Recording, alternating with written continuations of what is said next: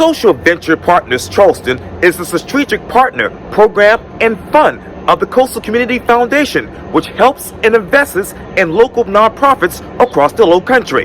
Today, I talk one-on-one with the program director, Lindsey Ballenger, for this edition of Quintin's Close-Ups. And if you haven't already, subscribe to my YouTube channel and like Quintin's Close-Ups on Facebook. Lindsey Ballenger, welcome to Quintin's Close-Ups. Hey, Quintin, thanks so much for having me. We appreciate being invited today.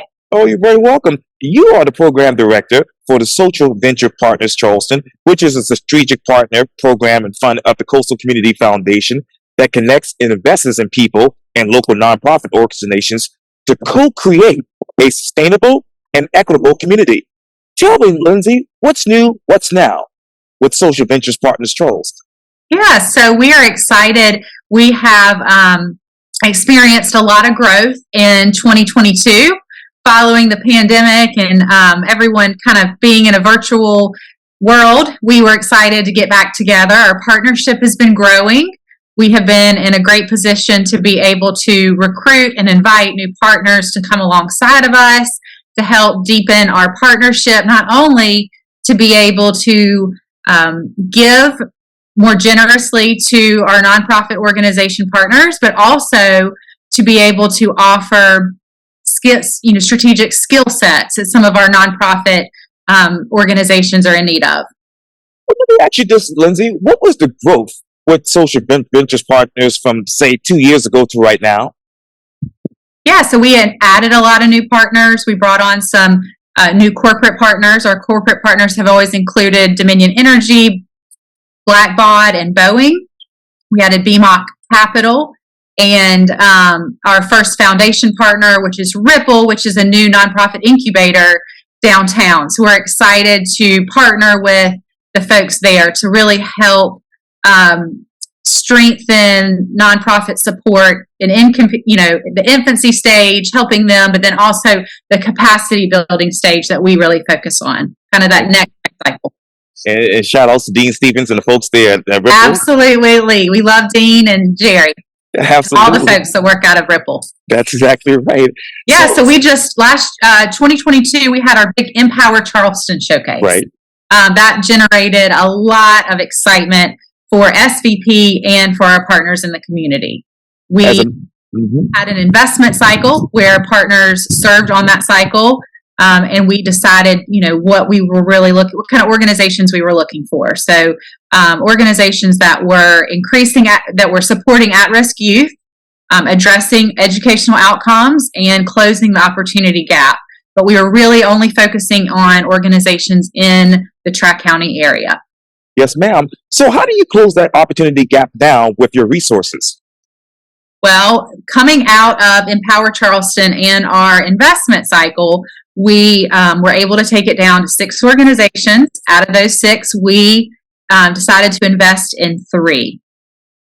For those 3 organizations, in addition to receiving funds, they will also receive partner support. So we are in the process now of finalizing plans that would kind of take us through a 2-year capacity building outline so that we would know how we can support them best, helping them identify areas that our partners can be helpful, whether that's for some organizations out of the 3, we have projects in strategic planning and board development and board governance, some marketing and communication. So really kind of looking at where we can support them the best. Yes, ma'am. And I want to go back to what you said earlier, Lindsey, about that investment cycle. How long does that take for you all?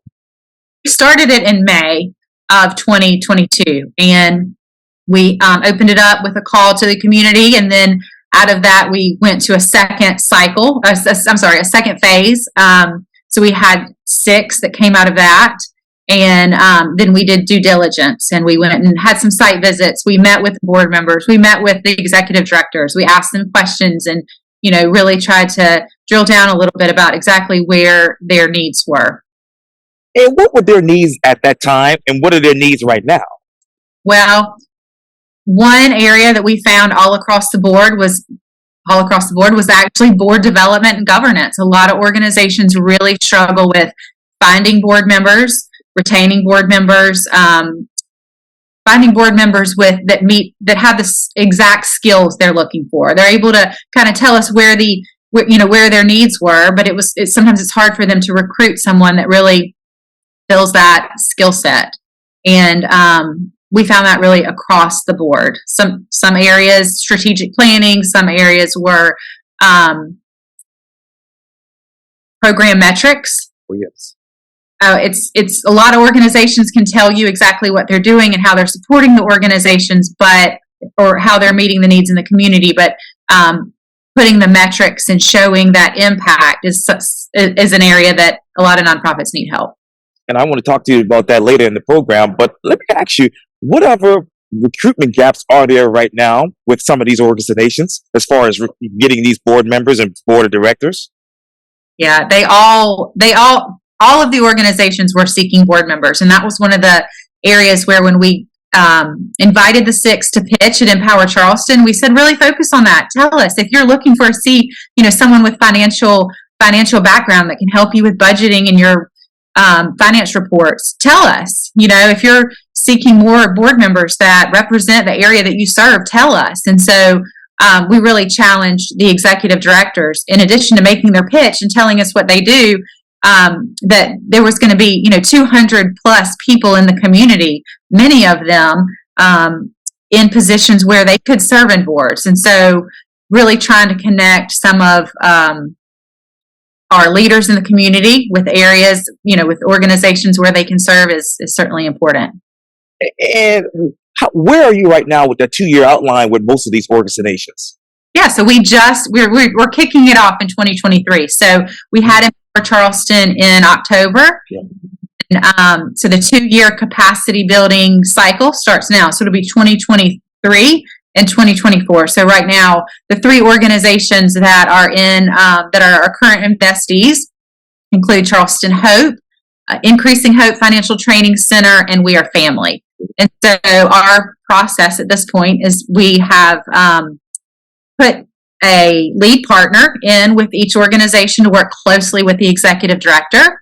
And we're working on building those relationships with the lead partner and the board and the executive director, and then also putting together an implementation team. So partners that have other skill sets that are beneficial for that organization that can kind of come in as needed, whether it's for a strategy session or working on a problem that they would like us to help solve. So we're putting those plans together and putting the teams in place. And how long will that implementation team that is be in place? How long? We'll be working with them for 2 years. So it's a 2-year commitment. So each organization receives funding this year and next year. And along with that funding is this commitment to support them. And of course, I've had all of those executive directors on Quintin's close-ups, but Yeah. I know that back in October, you said to Layla that you all raised, I believe, $140,000 for Empower Charleston. So how long did that take as far as fundraising?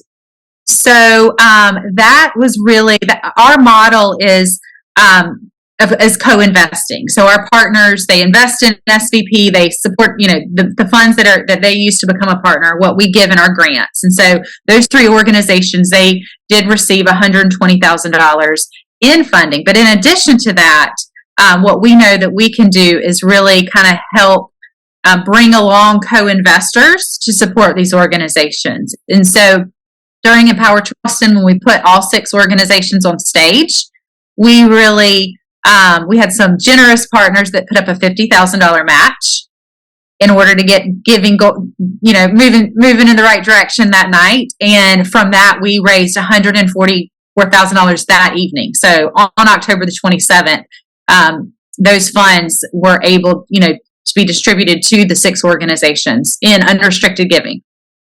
And how many matches were there altogether?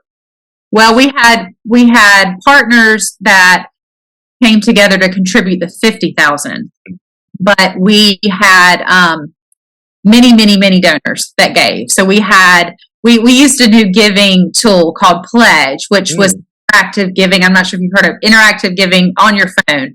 And so we had hundreds and hundreds of gifts come in that night. But then we also had some major gifts that ranged from, $1,000 to $25,000. So with those particular funds, where did those go to? So they all went to the 6 organizations. Individuals gave that night, and then we matched it based on a percentage of what was given that night. And all of that was unrestricted giving that's already gone to the nonprofits. That was really not part of our grant. That was a cherry on top. Yes, indeed. Exactly right. And how many organizations, Lindsey, typically apply? Usually, in this last cycle, we had 16 organizations. Ooh. Yeah, we try to really, communicate what we're looking for up front. So we're not, we're different than a lot of funding organizations where we're not looking, at a brand new startup, and we were not looking at organizations that had an operating budget over $1 million. We were really, the sweet spot was that organization that has been able to come up with an innovative solution to an issue in the community, and they've proven that it works, they've had success, and they're ready to scale it. Yes, indeed. So this might be an off the beaten path question, but what is the target population for these free organizations? The target population, all 3 organizations are supporting youth. Well, no, not youth and adults in our community. So Charleston Hope is working in Title I schools and addressing mental health outcomes. We Are Family, they are addressing mental health outcomes in also in youth that are in the LGBTQ community. And then Increasing Hope is working with adults, really families, so it does impact youth, to help them with financial planning, tax preparation, small business assistance, really anything in the under the umbrella of financial services. And Lindsey, I'm probably asking a redundant question here, but what did those 3 organizations submit to you all in order for them to become finalists? Right. So they all had proven that that their programs were working, that they were looking at leadership. They all had dynamic leadership. That's a key for SVP. We're investing in leaders. So they had leadership in place. They had a board in place that we felt was ready to engage with SVP. And what type of oversight or quality control is in place to track the money that you all have given them? Yeah, so these relationships are built on trust. We did the due diligence up front, and so we want to we trust them very much. But in the beginning, we put together, part of the plan is to put together, help identify what those year 1 metrics are, so that we can know how to be most effective in this relationship. We outline what our goals are going to be, how they plan to spend the money, but then what we can do to support them, so that at the end of year 1, we're able to see if this plan is working, if we need to make some changes for year 2. So the planning process is really important. And what are some examples of impact after financial and intellectual investment of these organizations? Yeah, so we have worked with over 30 organizations in the Charleston community over the last 12 years. We have all of the organizations listed on our website. Some of our investees that we really we've seen some huge success with post engagement with SVP. So we've worked with Reading Partners. They've really scaled their operation. Camp Happy Days, Kids on Point, Metanoia. So the list goes on and on. Our last 2 capacity building projects were with the YWCA. I know you had LaVonda on here, I think just last week. And Tri-County Cradle to Career Collaborative. Right. Really helping them work towards the digital inclusion area that they're headed. So we have a long list of successful engagements, and we're really excited to dig in and start working with these 3 organizations that we're just starting off with. So what is your strategic plan for digital inclusion with some of these organizations? Well, that digital inclusion, that was with Tri-County. Okay. Cradle to Career Collaborative. Yeah, they're moving in that direction, and we've helped support their work in that area. Now, going to investors, how many do you expect to receive in the next 5 years? Well, we have over 40 partners right now.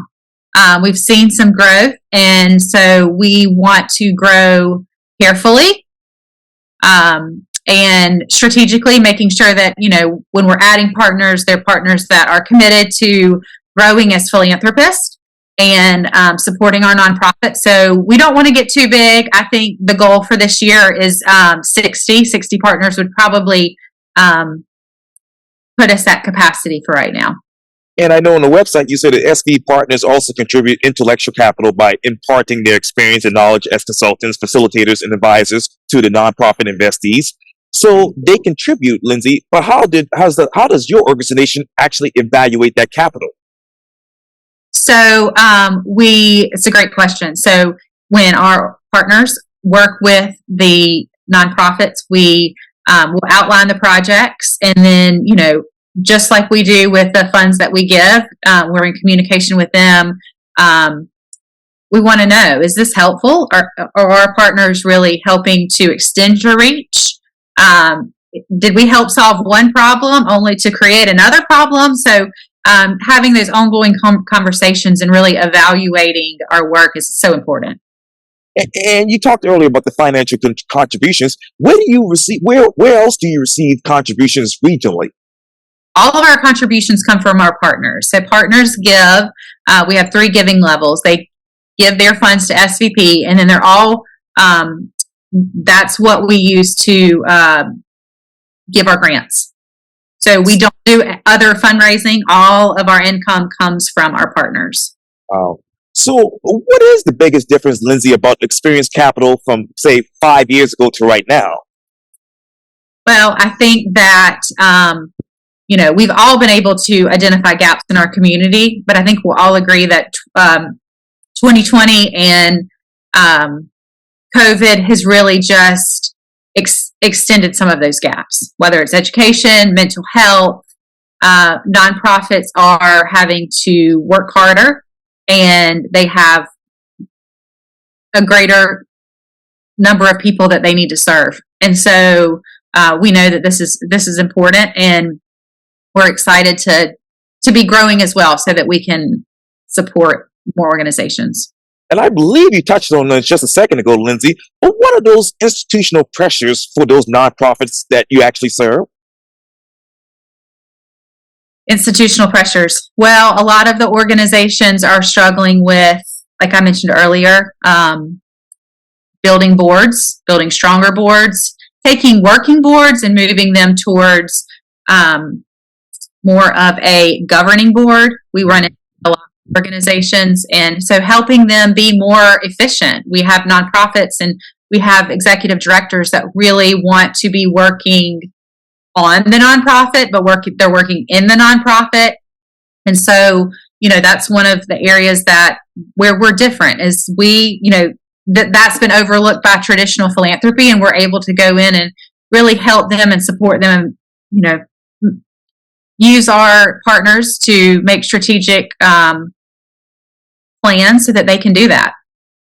And when you think of, obviously, the social venture, Lindsey, what are those emerging trends that you all are currently looking at? Well, we are a model of engaged philanthropy. And so our partners want to be engaged. They get involved with SVP because they want to understand the philanthropic community. They want to know the landscape. They want to see the organizations in action, and they want to be able to make a greater difference. Beyond just writing a check is great help, but they want to do more than that. And so our organization really follows that engaged philanthropy model. And that's what makes SVP. Exactly right. And how is your venture philanthropy model enabling you to not only give, but also directly engage with innovative nonprofit organizations who work to catalyze significant long-term change? Right. So that's that transformational capacity building. That's how they're going to be able to reach more people in the community and grow their programs.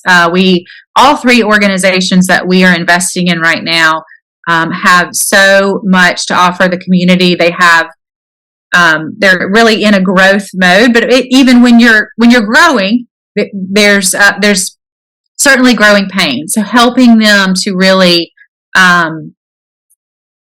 pivot and grow and scale is really what our partners can do. So, when you think about that, Lindsey, where has economic mobility reached its peak with nonprofits here in Charleston? Well, I don't think it's reached. There's certainly a lot of work to be done. There's a lot of work to be done. So we know that we have nonprofits and individuals in the community that need more help with financial planning and assistance, and whether it's with purchasing a home or doing tax prep, starting a business. That's one of the things that's really exciting about Increasing Hope.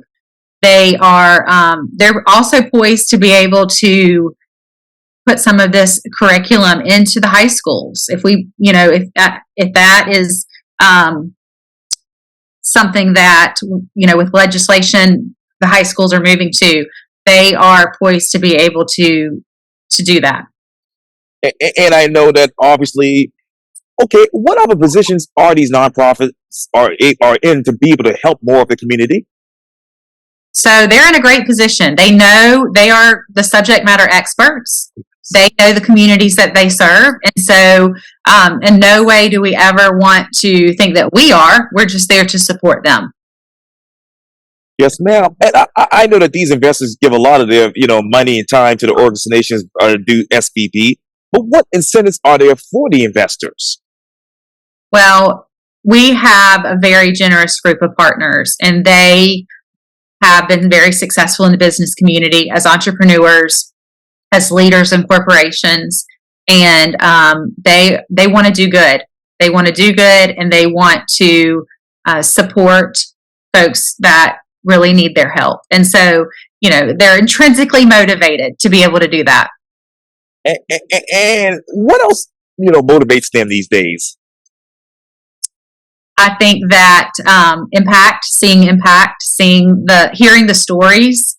When we were able to put the 6 organizations up on stage at Empower, hearing the impact and the stories of the executive directors and what they shared, that's the grassroots of where it really, really happens. I think that's what motivates our partners. They want to help, they want to support as they can.